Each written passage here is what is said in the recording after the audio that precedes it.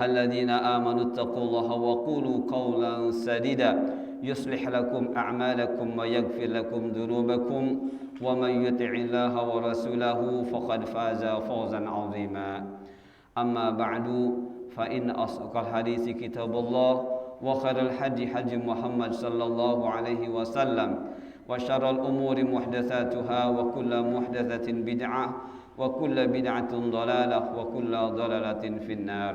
Ikhwah fillah rahimakumullah, saudaraku yang senantiasa mendapat curahan rahmat dari Allah.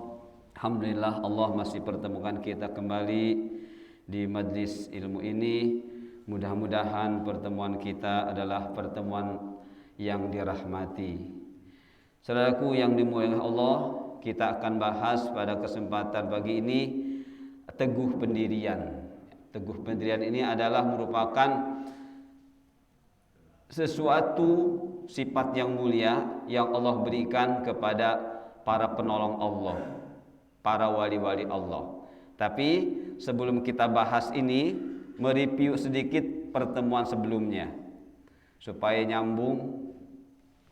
Kemarin terakhir di sini bahwa Allah di samping nanti kita bahas memberikan keteguhan dalam pendirian terhadap wali-wali Allah, terhadap penolong-penolong Allah. Namun sebelumnya Allah sudah memberikan sifat yang mulia, yaitu khauf dan khosyah, ya. Khauf ini khosyah. Jadi untuk para wali Allah, untuk para penolong Allah, yakni penolong agama Allah, penolong Rasul, ya, menghidup sunnah-sunnah Rasul, dan pendukung para wali-wali Allah yang menghidupkan sunnah Rasul, berarti menegakkan syariat Allah. Allah beri rasa khauf, ya, untuk bisa memperoleh rasa khosyah. Khauf dan khosyah sama-sama takut bahasa kitanya.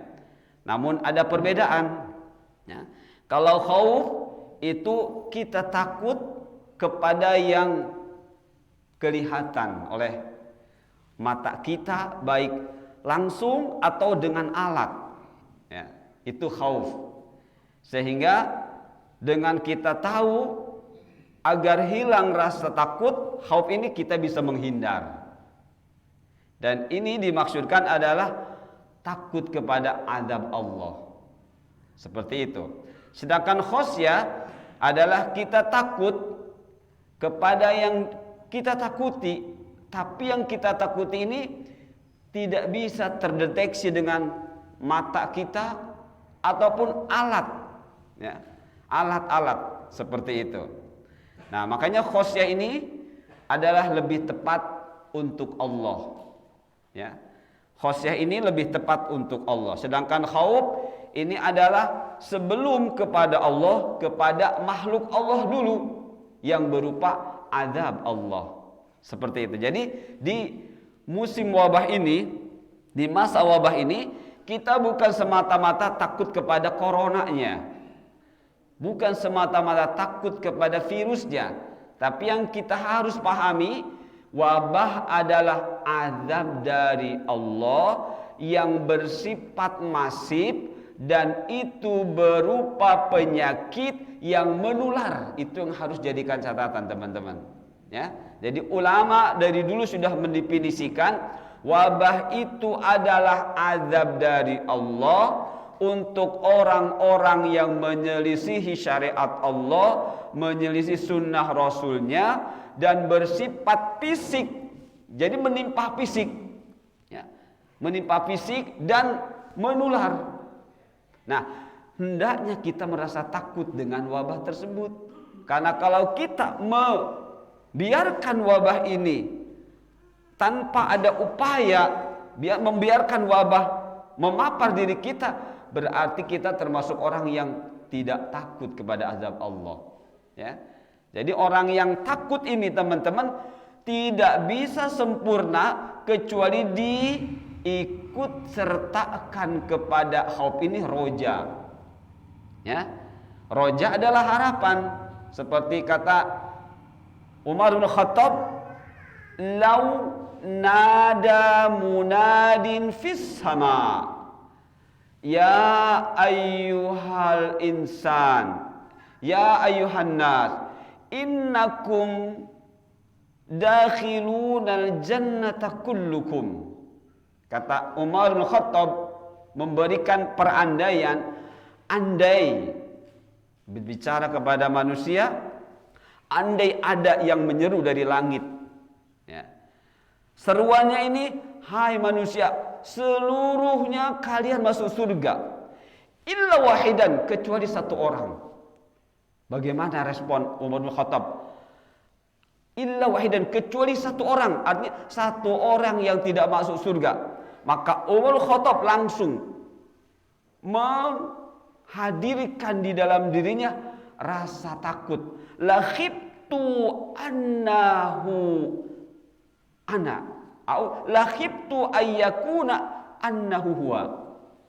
Kata Umar bin Khattab, saya sangat takut jangan-jangan yang tidak masuk surga itu saya. Jadi ketika diberi harapan, ikuti rasa takut. Ketika dihadirkan rasa takut, ikutkan rasa harapan. Itu yang benar. Ya, maka di physical distancing ini merupakan perpaduan antara kita takut dengan azab Allah dan harapan. Harapannya apa? Lakukan ikhtiar-ikhtiar. Jadi physical distancing, pakai ini merupakan ungkapan kita rasa takut kita dari harapan kita. Takut kita kepada corona, harapannya apa? Ikuti apa yang sudah ditentukan oleh para ahli ilmu. Yaitu apa? Selama wabah karena menular, jagalah jarakmu. Hatta fil salat, sampai pun di dalam salat. Karena salat termasuk berkerumun. Maka kalau itu tidak dilakukan, kemungkinan besar virus akan terus menjalar. Nah itu teman-teman ya. Jadi tidak sempurna dan tidak akan punya khosyah kalau tidak ada khauf, dan tidak ada khauf yang benar kalau tidak dibarengi roja. Nah dari khauf dan roja ini butuh amal soleh untuk orang Islam ini, dan butuh ikhtiar. Ketika beramal soleh hubungannya dengan hukum taklifi. Salat itu hukum taklifi. Puasa, semua perintah-perintah Allah itu hukum taklifi. Dan larangan juga termasuk. Nah, hukum taklifi ini tidak akan berjalan dengan benar jika tidak dibarengi dengan hukum wad'i. Jadi corona ini hukum wad'i. Sebagaimana matahari terus beredar, ini adalah hukum wad'i. Menentukan diantaranya hukum-hukum taklifi seperti sholat zuhur, sholat asar. Ketika jam digital atau jam dinding belum ada, matahari digunakan. Itu hukum wad'i. Ya, ketika matahari sudah condong ke sebelah barat, maka sudah waktunya sholat zuhur. Orang yang tidak memahami hukum wad'i, hukum taklifi tidak akan berjalan dengan benar. Yakinlah teman-teman.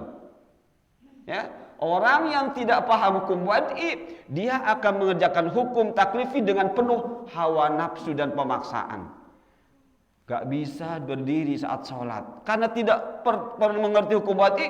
Wajib sholat itu wajib berdiri. Tapi sekarang saya sakit, ya tapi kan wajib. Tidak mengerti hukum wad'i. Tapi kalau mengerti hukum wad'i, disitulah rukhsah. Nah, di physical distancing inilah rukhsah dari Allah yang Allah sampaikan melalui hamba-hamba Allah yang mereka mengerti tentang penyakit ini. Itu teman ya. Jadi khosyah tidak akan muncul di diri seseorang kecuali dengan adanya khauf, dan khauf tidak akan sempurna kecuali dengan roja. Yad'unallaha khaufan wa tama'a. Khaufan khauf, tama'a roja. Jadi tidak bisa khauf saja, tidak bisa toma' saja, harus dibarengkan. Khaufan wa tama'. Yad'una rabbahum khaufan.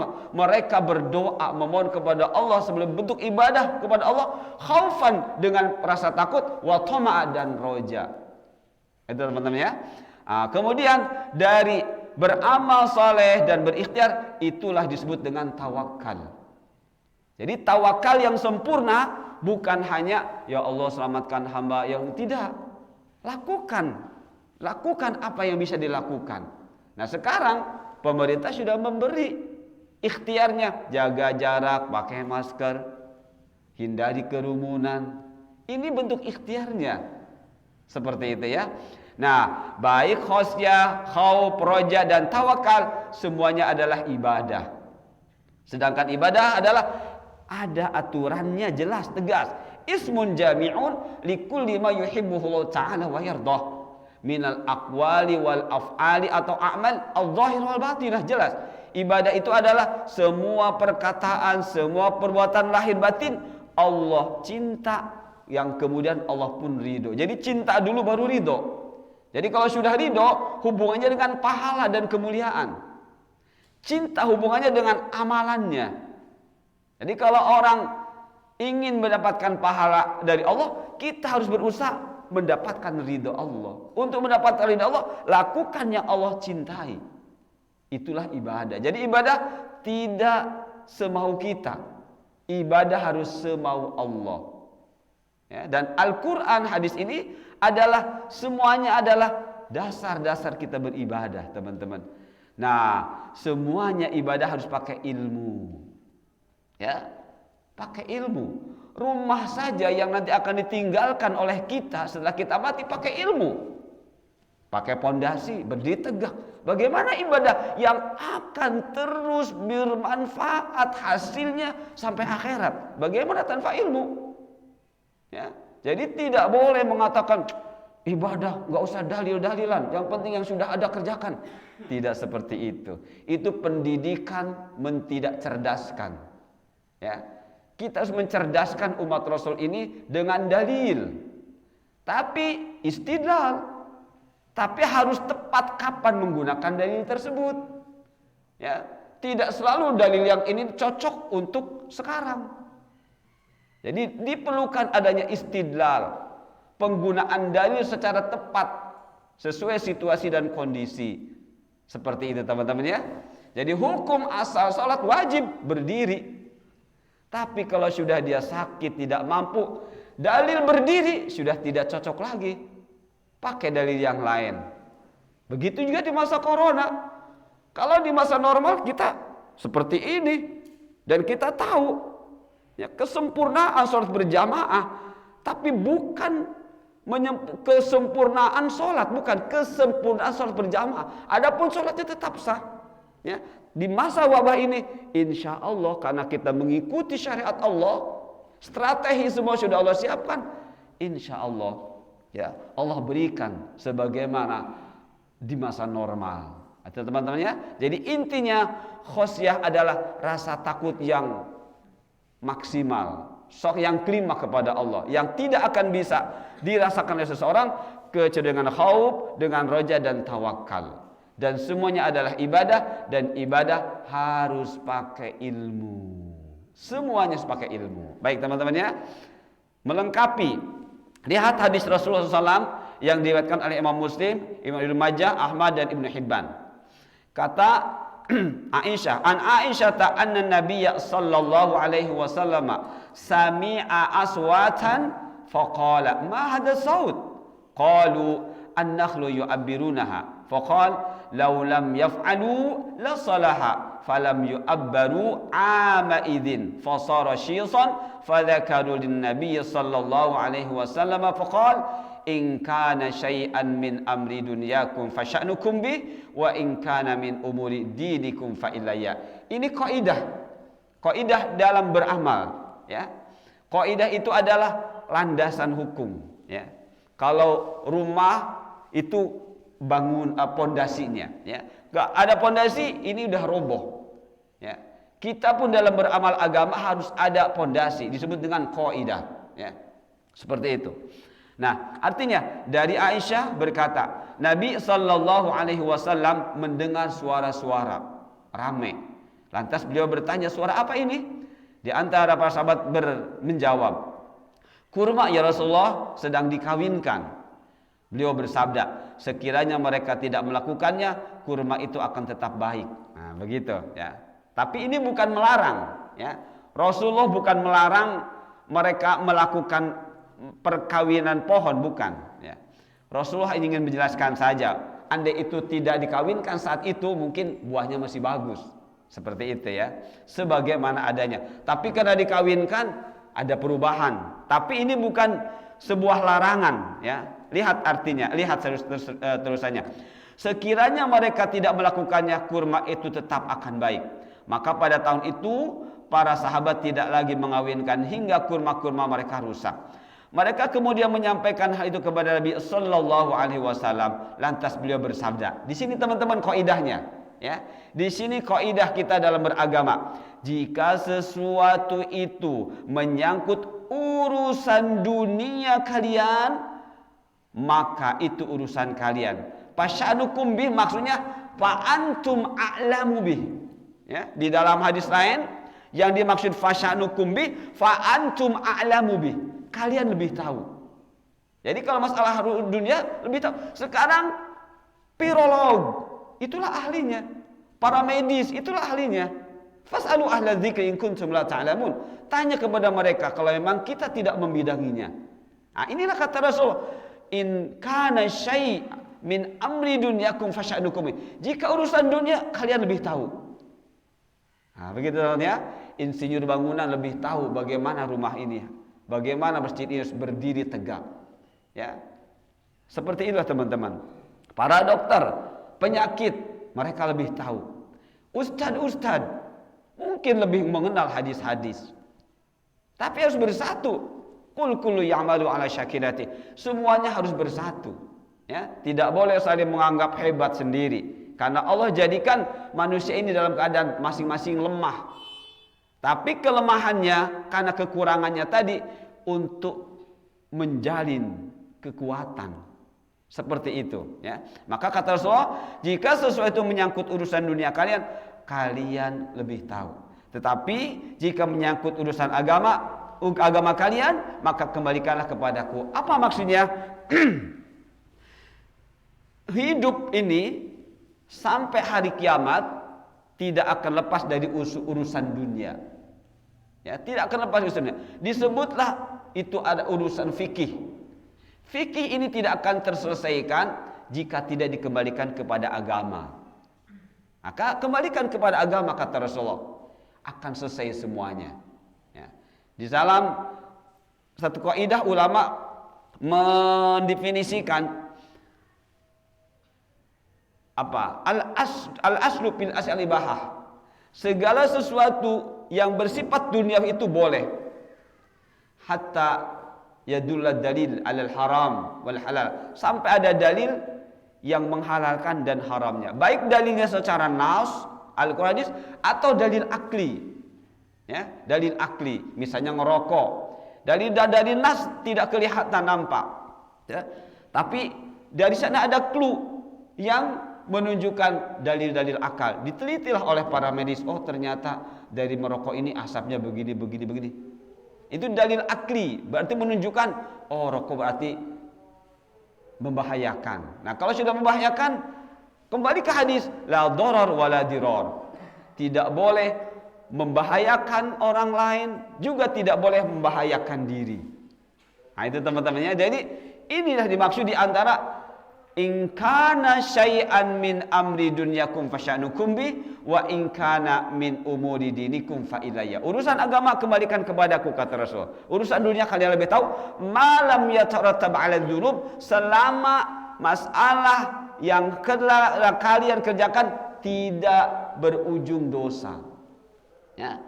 Mentalki mengawinkan hewan pohon ini berdosa tidak? Menurut Rasul tidak berdosa selama tidak tujuannya untuk di luar agama. Tapi kalau tujuannya untuk kemusyrikan, nah baru ini tujuannya sedang mencari, ya, sedang mencari bagaimana andai pohon yang ini dikawinkan, bagaimana hasilnya, ingin tahu, maka tidak mengapa. Ya, tapi kalau sudah ya tarattab 'ala dzunub, ujung-ujungnya mengakibatkan dosa, inilah yang tidak boleh. Ya, seperti itu teman-teman ya. Baik.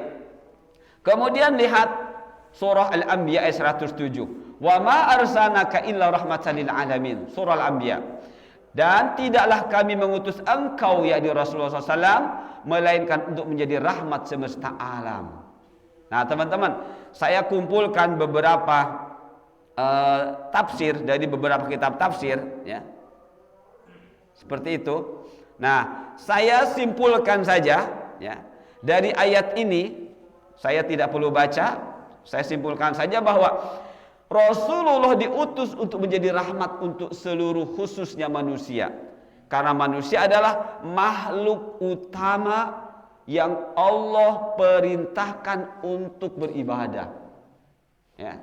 Selain jin, di samping jin, manusia adalah makhluk utama. Maka artinya di antara ulama memahamkan kepada kita melalui tafsir-tafsirnya yang dimaksud rahmatan lil alamin, syariat Allah itu adalah rahmat.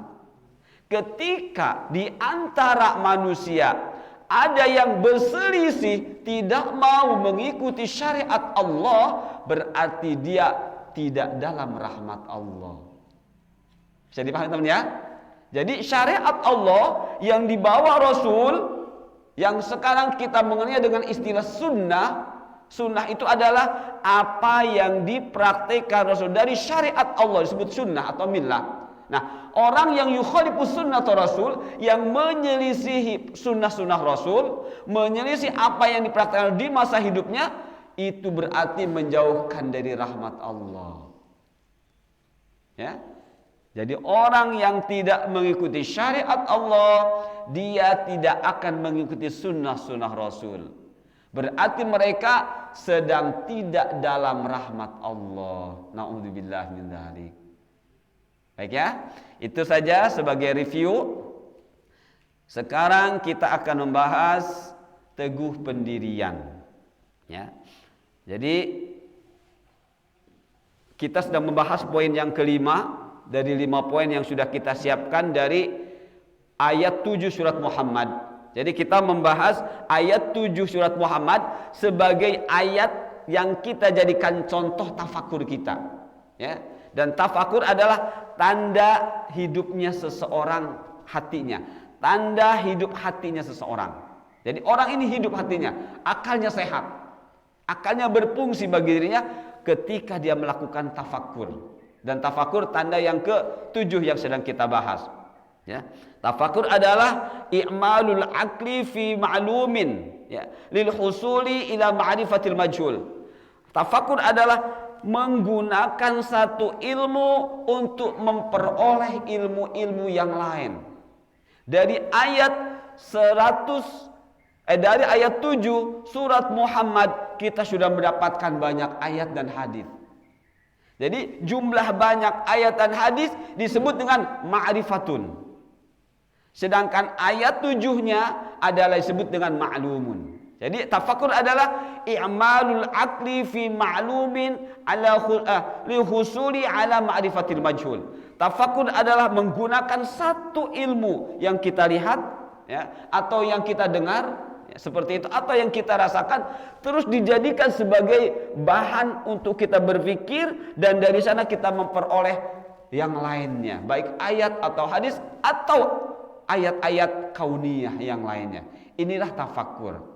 Nah, yang sedang kita jadikan contoh tafakur di antara ayat 7 surah Muhammad. Dari ayat 7 surah Muhammad, ya ayyuhalladzina amanu in tansurullaha yansurukum wa yutsabbit aqdamakum. Wahai orang yang beriman, jika kalian menolong Allah, maka Allah pasti menolong kalian dan Allah kokohkan pendirian kalian. Nah, dari ayat ini kita munculkan 5 pertanyaan atau 5 poin. 1, siapa yang Allah maksudkan dengan orang yang beriman? Kita sudah dapat jawabannya, ya. Yang dia maksud iman adalah iman, Islam dan ihsan. Tidak boleh terpisah. Orangnya mukmin, muslim, muhsin. Tidak boleh terpisah 3 ini. Karena 3 ini adalah min arkaniddin, merupakan rukun agama. Sedangkan rukun adalah ma yatawaqqafu alaihi sihhatu syai' wa huwa dakhilun ilaihi. Yang namanya rukun adalah sesuatu yang harus ada ketika kegiatan itu berlangsung. Rukun adalah sesuatu yang harus ada Dan tidak boleh tidak ada ketika kegiatan itu berlangsung. Contoh, sholat. Harus baca Al-Fatihah, itu rukun. Ketika kita sengaja tidak baca Al-Fatihah, sholatnya tidak sah. Ruku yang tumak nina, sujud tumak nina, gerakan-gerakan tumak nina, itu rukun. Kalau itu hilang, sholatnya enggak diterima. Agama punya rukun, Islam, iman, ihsan. Islam, al-istislamu lillahi bitauhid, wa al-inqiyadu lahu bita'ah, wa at-tabarru' minasyirki wa ahli. Islam adalah menyerahkan diri secara totalitas kepada Allah, untuk beribadah kepada Allah saja. Untuk membuktikan beribadah kepada Allah saja dengan al-inqiyadu lahu bita'at. Menundukkan diri kepada Allah dibuktikan dengan ketaatan. Ketika disebut taat, at-tauhid wa ittiba'us sunnah. Ketika disebut taat adalah beribadah kepada Allah saja dengan mencontoh Rasul, mengikuti Rasul. Nah, di samping itu harus berupaya al-bara'ah atau tabarru' minasyirki, berusaha melepaskan diri kesyirikan dan pelaku-pelaku kesyirikan. Itulah Islam. Nah, setelah Islam baru imannya. Ya, untuk membuktikan kita ini qiyad, untuk membuktikan kita ini taat, ya, menyembah Allah, ikut Rasul, akan iman. Iman itu apa? Al-i'tiqad bil qalb wa al-aqwalu bil lisan wa af'al bil arkan. Iman itu hakikatnya i'tiqad, adalah ilmu yang kita peroleh dari Al-Quran, yang kita ambil dari hadis, kita hafalkan, kita pahami maknanya, untuk siap diamalkan. Itulah i'tiqad. Ya, itulah i'tiqad. Ya, seperti itu. Jadi i'tiqad itu al-ilmu alladhi yuqad. Ilmu yang diikat. Ya, dengan kencang, sulit untuk dilepas. Makanya ketika seseorang keyakinannya itu salah, sulit untuk melepas. Karena nama i'tiqad itu ikatan yang kencang, lain dengan ar-rabtu. Kalau rabtu itu masih kemungkinan dibuka, tapi kalau sudah i'tiqad itu ikatannya kencang. Makanya ahlu bid'ah sulit untuk melepas. Karena sudah diyakinkan, sudah dijadikan keyakinan. Nah, itu teman-teman, makanya berhati-hatilah mencari ilmu. Ya, pandai-pandailah menseleksi ilmu. Jangan begitu saja terima, amalkan. Jangan seleksi dulu, ini benar tidak hadisnya, ini benar enggak tafsiran hadisnya. Setelah yakin, jadikan itu i'tiqad. Siap kita amalkan. Jika itu dengan lisan, jika itu dengan gerakan, silahkan. Itulah namanya iman. Jadi ketika seorang beriman, akan terbukti amalannya benar atau tidak. Ya. Apakah dia mengikuti Rasul atau tidak? Salatnya, saumnya, dan sebagainya. Termasuk sekarang bulan Rajab. Tidak ada hadis-hadis yang sahih tentang disyariatkannya berpuasa. Ya, di bulan Rajab ini. Tapi banyak seram. Puasa sehari, pahalanya begini. Puasa 3 hari, puasa. Padahal tadi sudah jelas. Ya. Wa ma arsalnaka illa rahmatan lil alamin. Aku tidak utus engkau kecuali rahmat. Yukhalifu Rasul yabta'id anir rahmat. Menyelisih Rasul berarti menjauhi rahmat Rasul. Nah, ya, jadi sekali lagi teman-teman, kita ingat apa yang Rasul sampaikan kepada Mu'ad. Ketika beliau Mu'ad akan diutus oleh Rasulullah ke Yaman, ya, berdakwah. Rasulullah menyampaikan nasihat pendek, tapi ini kaidah beragama. Pondasi kita beragama. Akhlis dinak yakfikal qalilu minal amal. Murnikan wahai Mu'ad agamamu. Jangan engkau campur adukan dengan apapun. Yakfikal qalilu minal amal. Maka amalmu sedikit ya Mu'ad, selama itu dariku akan cukup bagimu, akan memuaskan dirimu. Ya, jadi di bulan Rajab kita jangan, wah kita kok nggak puasa ya? Maka pada puasa, jangan seperti itu. Kita kembali kepada dalil, ada tidak? Enggak, jangan. Lakukan amal-amal yang lain yang bisa kita lakukan. Salatnya ditingkatkan, kualitas salatnya, kuantitas salatnya, ya. Salat sunnahnya yang tadi tidak lakukan, tadinya cuma salat qobliyah ba'diyah, ada salat duhanya tadi cuma 2 rakaat, naikkan lagi 4 rakaat, 6 rakaat, 8 rakaat, tahajudnya tadi 2 rakaat dengan witir, tambah lagi terus. Seperti itu teman-teman. Amalan agama ini yang sudah jelas masih banyak. Kenapa kita mengamalkan yang belum jelas? Ya. Dan itu tidak bermanfaat andai kita memaksakan pun. Di akhirat tidak bermanfaat, bahkan yang ada apa kata Rasul? Suhkan, jauhlah kamu dari saya. Diusir oleh Rasulullah. Kenapa? Ahdatsu ba'da Rasul. Mereka melakukan ibadah-ibadah yang Rasul tidak pernah mencontohkan di saat hidupnya. Nah, teman-teman ya. Jadi kita poin pertama tuh siapa? Iman, orang yang beriman yang Allah akui untuk bisa menjadi penolong Allah. Kemudian yang keduanya tanda. Apa ini maksud dengan menolong Allah? Kita sudah tahu menolong Allah adalah menegakkan syariat Allah. Menegakkan syariat Allah bagaimana caranya? Hidupkan syariat Allah, tolong Rasul, syariat Allah sunnah Rasulnya sebagai bukti dari syariat Allah. Kemudian tolong wali-wali Allah. Siapa? Yang mereka menjalankan sunnah Rasul. Dukung seperti itu ya. Nah kemudian bukti seseorang menegakkan sunnah Rasul ya. Bukti seseorang menegakkan sunnah Rasul adalah bukti seseorang menolong Allah, menolong Rasul, menolong wali-wali adalah beramal yang benar. Kemudian yang keempat, ciri-ciri orang yang menjadi penolong Allah. Ya, ada 9 kalau nggak salah ciri-cirinya. Saya tidak hafal. Di antaranya sholat. Ya, sholat terus diperbaiki. Dan yang kelima yang sedang kita bahas adalah seseorang merasakan dirinya ditolong oleh Allah karena menolong Allah. Ini yang sedang kita bahas ya. Nah, jadi seseorang merasakan dirinya ditolong oleh Allah, di antaranya Allah berikan rasa khauf, rasa khosyah.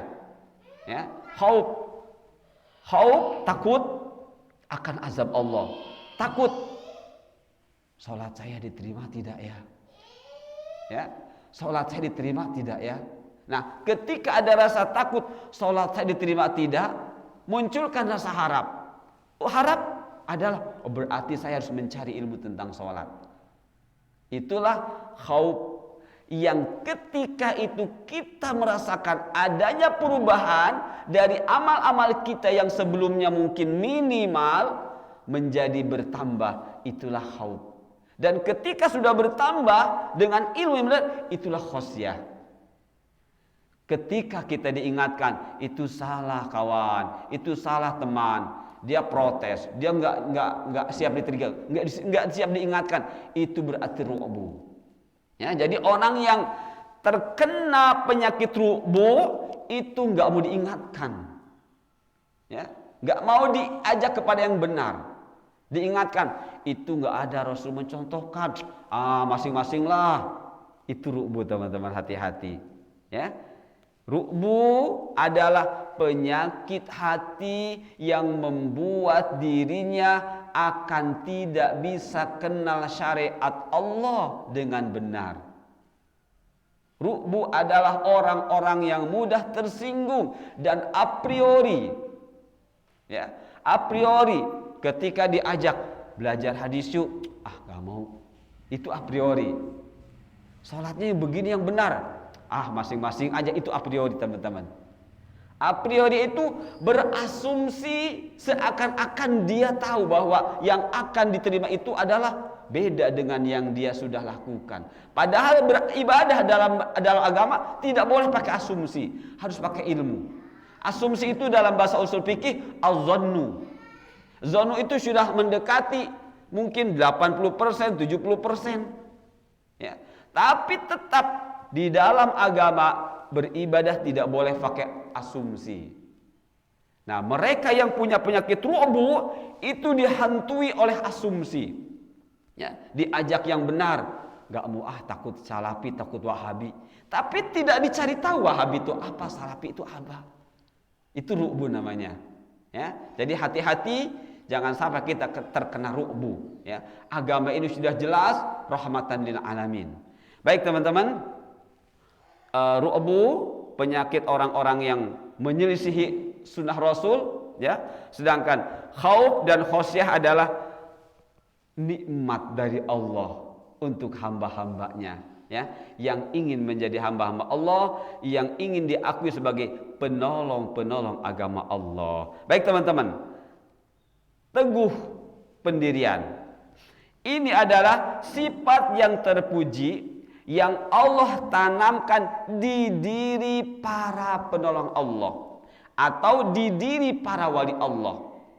Yang sifat tersebut bisa dirasakan oleh mereka dengan indikator sebagai berikut. Nah, teman-teman, mari kita akan melihat indikator ciri-ciri.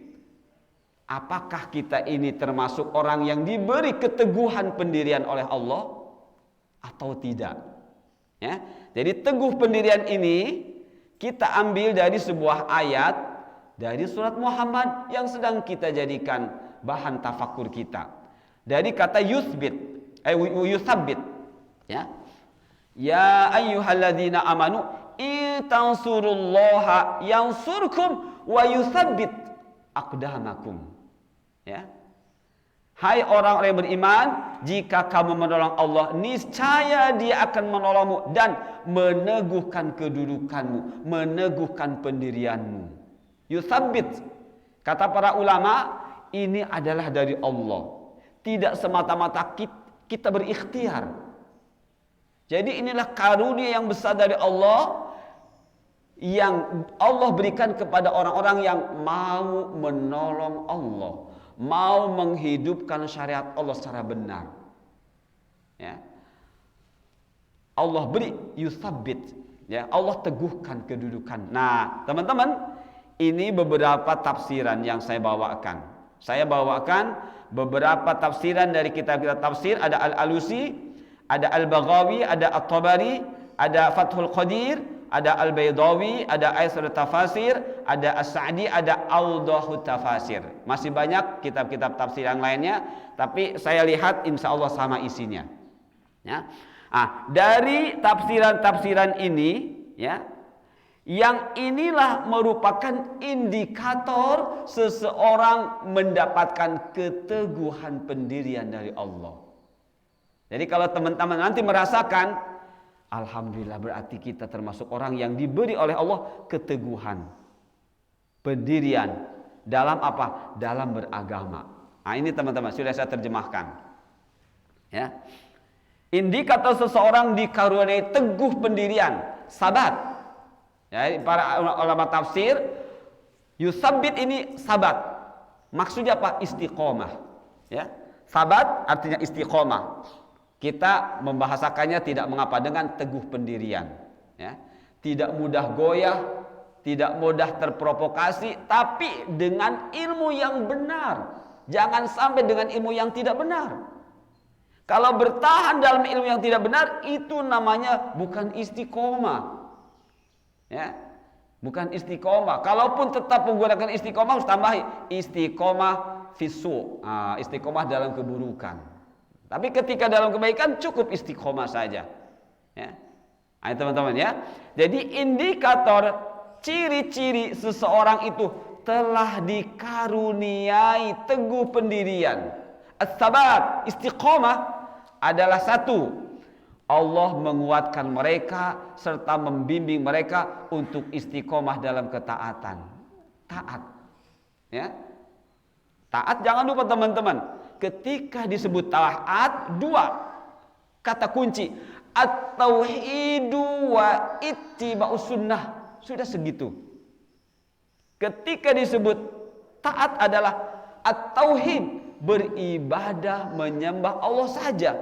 Bagaimana caranya? Ittiba' sunnah Rasul, ikut Rasul. Karena Rasul diutus bukan untuk mengajarkan kesyirikan, bukan untuk mengajarkan kebid'ahan. Rasul untuk mempraktikkan syariat Allah yang kemudian disebut sunnah atau millah. Maka untuk membuktikan ketauhidan yang benar, ikuti saja Rasul. Maka bagaimana? Kita menyempatkan belajar hadis. Kita harus meluangkan diri di majlis ilmu yang disampaikan di sana hadis-hadis. Karena itulah dasar kita beramal. Bagaimana kita akan beramal kita tidak tahu hadis? Atau tahu hadis dhaif? Tidak bermanfaat amalnya, bahkan akan menciderai dirinya di akhirat nanti. Di dunia mungkin merasa aman, nyaman, Karena dunia darul imtihan. Dunia itu tempat ujian, tapi nanti hasil ujian di akhirat.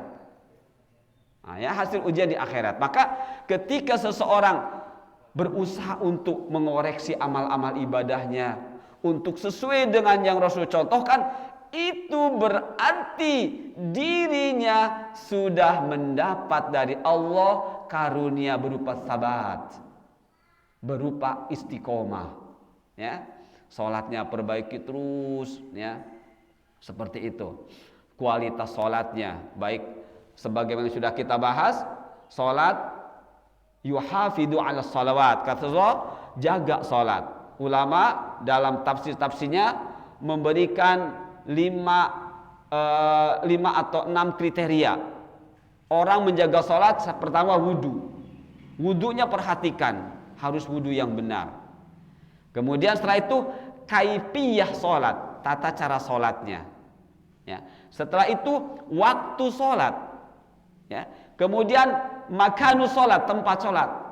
Kemudian pakaian salat, dan terakhir konsekuensi salat. Konsekuensi salat apa? Mencegah fahsya dan mungkar. Jadi orang yang salat, fahsyanya masih diperbuat, mungkarnya pun demikian, berarti salatnya belum bermanfaat buat dirinya. Fahsya adalah merusak amal-amalan yang mengakibatkan dosa, tapi tidak ada kaitannya dengan tata cara ibadah, itu fahsya.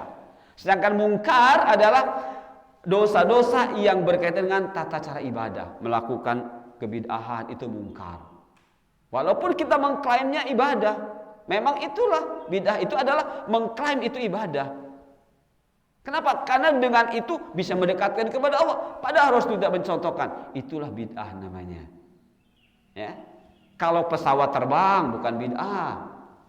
Kalaupun bid'ah, bid'ahnya secara bahasa. Sedangkan yang diinginkan Rasulullah, kullu bid'atin dhalalah, itu terkait dengan yang Rasulullah pernah kerjakan dulu dalam masalah ibadah. Jadi salat yang benar mampu mencegah dirinya dari meninggalkan, cegah al-fahsya. Gibah kita hilangkan, namimah kita hilangkan, memandang sesuatu yang Allah tidak suka, yang menyebabkan kita hilangkan, mendengar, berjalan ke tempat yang Allah tidak suka kita hilangkan, obrolan-obrolan yang tidak bermanfaat, lago, hilangkan. Karena nanti di surga, la tasma'u fiha lagiyah, engkau tidak akan pernah mendengar lagi ya kata-kata yang sia-sia di surga nanti. Maka jika kita ingin seperti itu, di dunia pun kita berusaha berkata-kata yang bermanfaat, memandang yang bermanfaat, mendengar yang bermanfaat, berjalan dengan kaki yang bermanfaat, dengan tangan pun demikian. Artinya yang memberikan pahala buat kita di akhirat. Itulah taat, teman-teman, ya. Jadi orang yang berusaha meningkatkan ketaatan berarti dia sudah diberi sahabat oleh Allah, ya. Yusabbit aqdamakum. Kemudian Allah meneguhkan pendirian mereka saat berperang. Ini masih umum, ya, masih umum. Jadi ketika Rasulullah bersama para sahabat sallallahu radhiyallahu anhum, mereka diberi sahabat oleh Allah. Artinya siap menghadapi musuh dan siap merindukan mati syahid.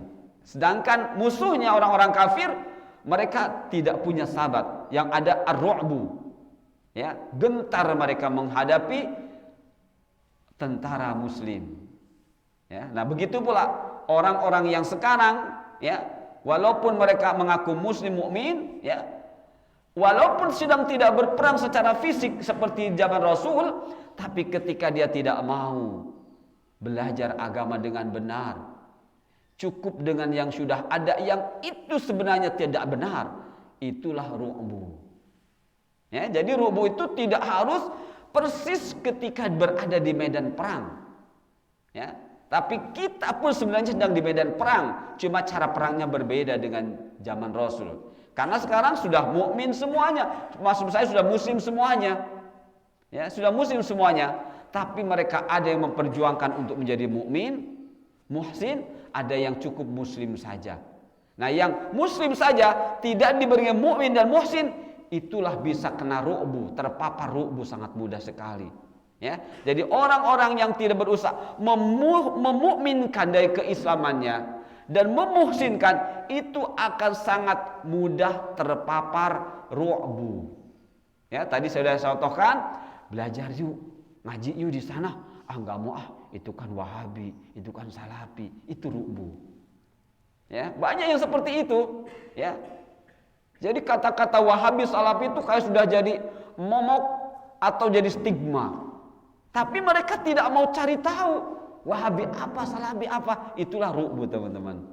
Ya, pokoknya kalau kita nggak mau belajar serius tentang agama yang benar, yang dibawa Rasul, itulah hakikat ru'bu. Kenapa?